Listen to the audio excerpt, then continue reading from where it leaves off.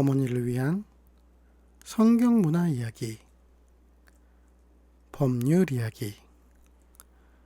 이스라엘의 율법을 의미하는 토라는 하나님이 이스라엘 민족에게 전한 지시나 교훈 같은 것이 구체적인 예시와 함께 들어가 있는 책입니다.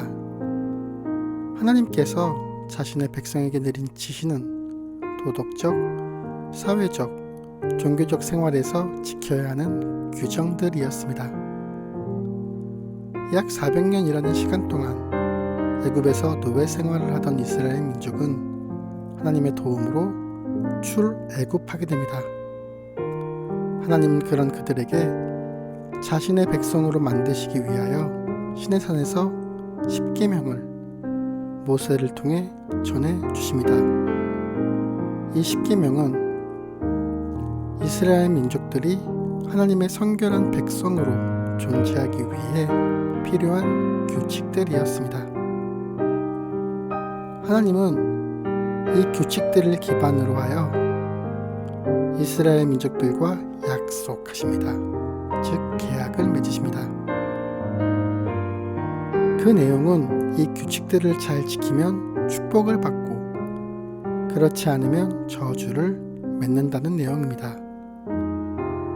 학자들은 이를 시내산에서 하나님과 이스라엘 민족들이 계약을 맺었다 하여 시내산 계약이라고 부릅니다. 이 십계명은 2개의 석판에 기록되어 계약의 증표가 되어집니다. 모세는 가나안 땅 입성을 앞둔 시점에서 출애굽 이후 새로운 이스라엘 세대에게 이 율법의 중요성을 이야기하고 모세의 뒤를 이은 여호수아는 세겜 땅에서 이 계약의 규정과 법률 등을 확립합니다. 이 계약의 내용, 율법은 7년마다 한 번씩 백성들 앞에서 공적으로 낭독되어야 했고 이는 잘 지켜졌습니다.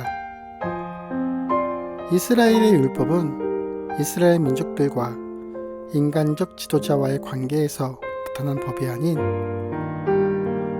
이스라엘과 유일신 하나님과의 관계를 위해 만들어진 것이었기에 정치적이지 않고 종교적이었습니다. 또한 윤리적이었고 인간 사회의 모든 내용이 포함되어 있습니다.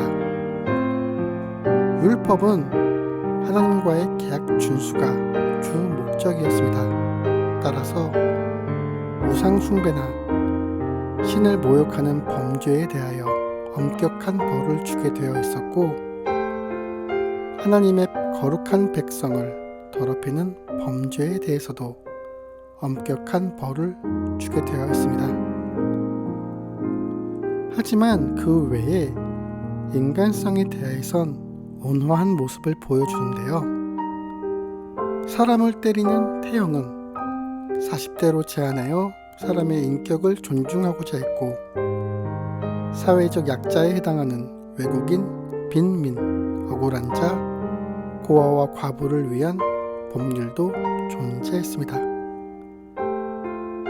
병역의 의무를 져야 하는 자들 가운데 새집 지은 자, 새 포도원을 만든 자, 새 아내를 얻은 자들은 병역의 의무에서 한동안 벗어날 수도 있었습니다.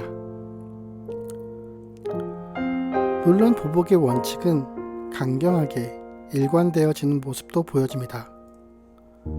눈에는 눈, 이에는 이로 대표되는 동해 보복법이 율법에 존재하는데요. 이는 피해 보복이 있던 당시의 시대에 상응의 원칙만을 적용한 최소한의 규칙이기도 했습니다. 이스라엘의 율법은 하나님과의 맺은 계약의 근거였으며 하나님의 백성에게 부과되는 의무이자 하나님의 백성을 위해 결정된 교훈이기도 했습니다. 어머니를 위한 성경 이야기는 어머니들의 성경 읽기를 돕기 위해 만들어집니다. 더 많은 자료를 원하시는 분들을 위해 참고 자료를 올려드립니다. 도움이 되었으면 좋겠습니다. 감사합니다.